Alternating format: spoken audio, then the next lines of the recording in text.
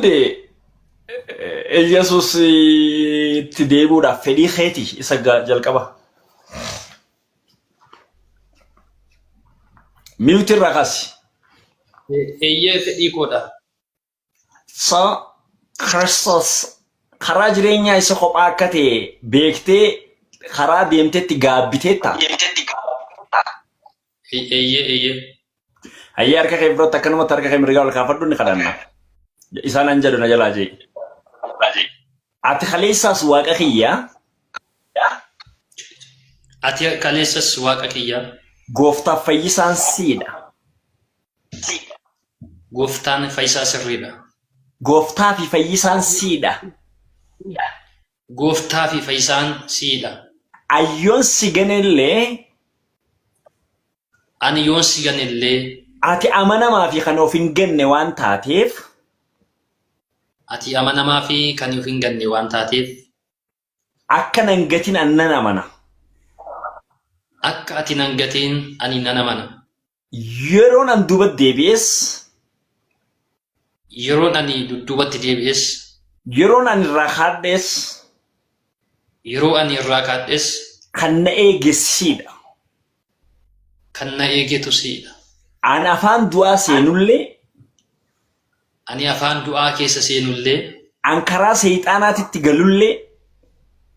Ani karaa seexanaatti galullee. Badiinsaaf dabarsee yoon of kennellee. Badiinsaaf dabarsee yoon of kennellee. Ati achitti nan dhiisne. Ati achitti nan dhiisne. Dubbii kee keessatti akka dubbattee. Dubbii kee keessatti akka dubbatte. Warra badan nan barbaada. Warra badan nan barbaada. Deebisees nan fida akkuma jette. Deebisees nan fida akkuma jette. Barbaaddee waan na deebisteef. Barbaaddee waan na deebisteef. Siin galateeffadha. Siin galateeffadha. Yeroo kana waan tokko siin kadhadha. Yeroo kana waan tokko siin kadhadha. Isaan an beekees tahee wallaalee.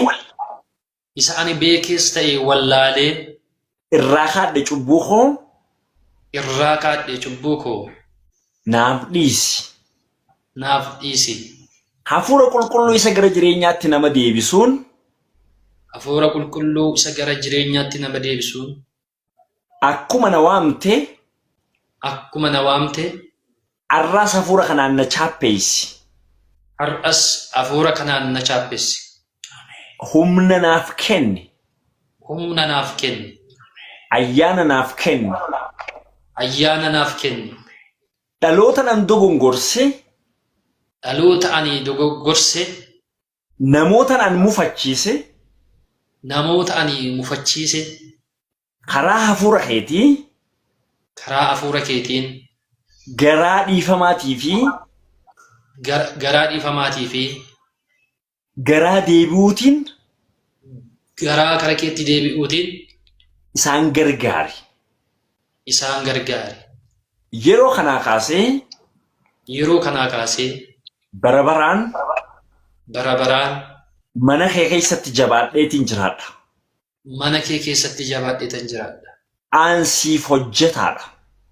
Ani siif hojjetaadha. Warra karaa sheexanaa. Warra karaa seexanaa. Mandara du'aa. Mandara du'aa. Adeemsa badiinsaa keessa. Adeemsa badiisaa keessa. Harka ergamaa sobaa keessa jiran. Harka ergamaa sobaa keessa jiran.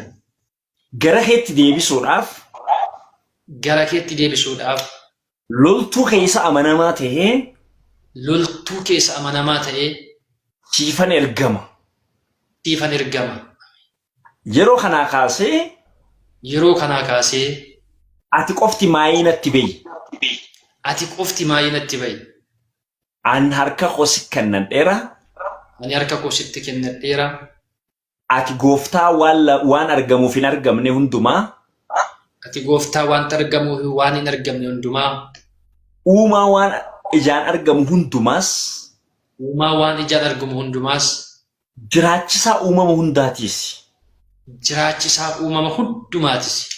Kiristoos Yesuus gooftaa akka ta'e. Kiristoos gooftaa. Kiristoos Yesuus gooftaa akka inni ta'e yeroo kanaa kaasee uumama hundatti labsa. Uumama hundumaatti labsa. Ameen. Ayee akkasumatti harka keerra kaayii biratti gamme ni dhageessa. Okay, ni qabe. Gamme. Thank you. Eifama. Already murame already kat dhufat. Murame isa xumurreerra gamme ni dhageessan amma. Eshi, thank you. Eshi. Siin kadhadhaa. Sorry. Isarrattis bilbiluu eegalanii. Eshi gamme ni kadhannaa fi akkasuma jabaatee akkaafu. Gamme. Thank you. Gamme eshi ati harka kee akkasuma mataa isaarra kaayee bakka teessutti ni kadhannaa. Maaliif seetan amma isin baay'een keessan waan isin hin hubanne tokkoon har'a isinitti hima. Namni qaamnachi yoo deemeeraa faayideen qofaa koo ta'ee yaada. Yesuus du'a mo'ee ka'e jedhama caamni qaamnachi yoo hidhee yaada. Dhuguma immoo karaadhaa kun gara dhumaatti eessa geessa hidhee gaafa yaadu calluma hidhee qofaa koo gaafa naasa'u halkan sa'aatii 10 rafuusa ijoolleen rafanii waanuma tokko natti fuudhee waan wal xaxaa wayii tokko waan biyya wayii tokko waaniin bakka yerooti diktaatarii wayii jala galtee of gurgurtee jiraattutu jira. Sammuu kee garboonfataa gootee jechaadha waan biraadhaa fi gaafa kana bakka keessa kootti natti dhaga'amutti ka'ee ani du'aan koo mana waaqanaa jiraachuu wayyaa edeen dhugaa dubbachuuf dhukkuboonni illee baay'ee natti deddeebi'ee si'a afurii waliin utuma mana barnootaa sana jiru mana yaalaa deemee carraan fayyuu koo fayyeen jedhaa deebi'ee mana dhukkubaa bakka kun hojii waaqayyoo dedeen taa'ee yaada halkan immoo sagalee faana ofirratti dhagaa Ermiyaas 17 faa dhufee sagalee narra dhaabatee garuu namni waaqayyoo irraa galagalee akka nama maqaan isaa awwaara irratti barraa'eeti gaafanne immoo narrifadhaa utuman jedhu amma carraa argadhee waaqayyoo carraa obboloota kootti carraa firoota kootti carraa amantoota koo kaleessaatti deebi'ee akkan jiraadhuuf carraa naa kenne kanaafi humni keenya tokko nuyi kan dhanne mishin gochuudhaaf dogoggorree wadhannu malee mishin gochuu fi kaleessoo mishineeriidha amma immoo mishineerii sabbalaa isaan ta'a irratti waan dinqii hojjedha waaqayyoo na gargaara isinillee na duukaa jirtu bakka waan addaatu ta'a isa kaleessaa caalaa ulfinni waaqayyoo akkanatti deebi'u ulfinni waaqayyoo akkanutti deebi'u akka hojii haaraa hojjennu abdii guddaa qabna. Kanaaf waa'ee abjuullee namoonni na gaafataa turtan ammallee koomentii godhaa jirtu. Sila haasa'een ture waajiifaa biratti gaafa interviyuu tokko na godhanii abjuu akkasiin argee jedhanii kireeti godhanii yaadicha ofuma isaaniiti. Maqaa abjuu sanaa nutti hime maal siin jedhani meera deebi'e. Innaa ijoollee mastiidiyoo sanaatu wanticha yaadicha kireet godhee natti haasa'utti ka'e. Isaan booda abjuu kanaanii kanan arge jedhii Nabiyyuu Muhammadiin arge jedhii jedhanii isaan booda kaameeraa jira waan ta'eef akkam argiteettaa innaan eeyyee argeeraan jedhe garuu argee hin beeku suuras argee hin beeku wantumtiin argee beeku takka hin jiru Nabiyyuu Muhammadiin miti waan biraayyuu argee hin beeku caammaa koo siree jalaan arguan halkanii innaa isaanii noo isin argitanii beektan ittiin gaafattu. Muhammad namni argee jira jetteen gaafattu isaaniin. Jedhi malee waan naan jedhanii fi eeyyee argeeran jedheeni wantichi miidiyaatti ba'e maal siin jedhee naan kan ishaadaa qabadhu naan jedhee na waameen jedheeni yaadicha kireet godha waan ta'eef innaa anamin isaan warri waggaa 20 keessa taa'e hin argine isaanumatu fidee isaanumaaf galee guddichi. Dhaga'i ni jira arganii waan jiru arga namni ni.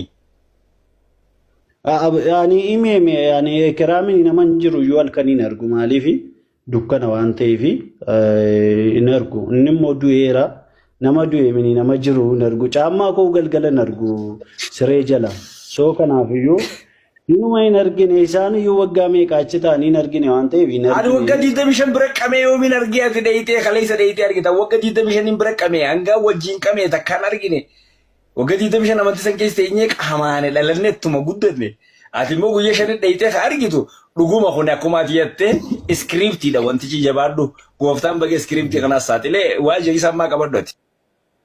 Kanaaf gaafuma achi gallu gaafuma soban jalqabu. Tifoo yaada kee xumurii taarikoo goy xumurii yaada kee.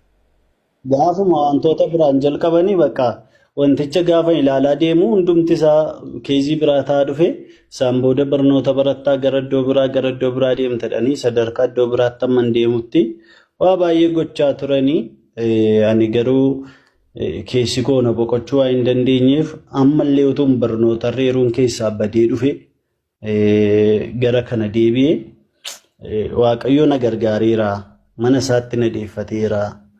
Kana booda ani mucaa waaqayyooti achitti gaafateenyu ati mucaa yooti yoo namni nuun jedhe waan deebi'uuf nu qabnu akka nama ijoollee abbaa karaa irratti guddatteeti abbaan qabnu waan ta'eef hamma garuu abbaa arganne abbaa keenyatti deebine bakka Yesuus jireenya keenya naasitta maleeffannaadha achi gaafa dhanne garuu namaan yoo matti danneeyyuu abaluu jireenya sii kenna inni yaasa'uu hin dandeenyu maaliif wanti qabatamaa tokko kireet ta'ee hin jiru waan ta'eef hamma wadhannetti waa baay'ee argine egaa keessummaan immoo mana namaa hin naqa malee hin bula malee achitti nafu karaa miidiyaa feesbuukii kollee gadhiiseera jecha kana hin dhannee hin bullee hin galle kanuma ulfaadhaa isinii jechuun barbaada ammallee nu gorfadhaa adabbiidhaan illee wantoota adda addaan illee waldaan kiristaanaa waan takka qofan sitti osoo hin ifannin jenne waan tokko qofa eega deebiin keenollee duuka bu'aa ta'ee jiraadhu ammaani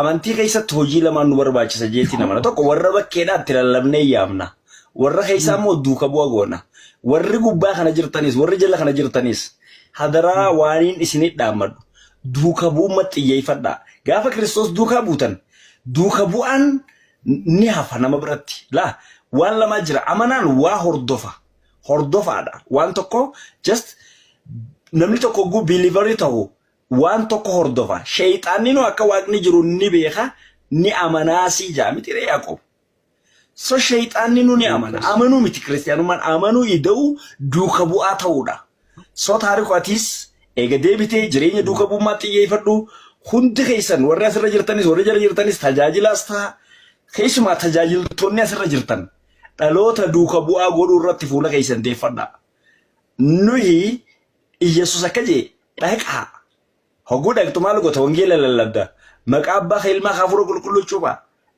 lama cuuphaa sadii waaniin isin ajaje hunda akka eegan barsiisa argite eegasii booda maal godha duuka bu'aa godha namni tokko yoonii fi waan Iyesuus ajaje hunda hin baratin waan Iyesuus ajaje hunda hin eegin obbee hin goone namni kuni soo duuka bu'aa ta'uu hin danda'u. Kanaaf yaadara tajaajiltoonni asirra jiraatan charchii keessatti nama duuka bu'aa Kiristoos godhaa. Isin warri deebitanis duuka bu'ummaa xiyyeeffadhaa kanaan booda so jabaadhaa kanatti deebi'uu keessatti.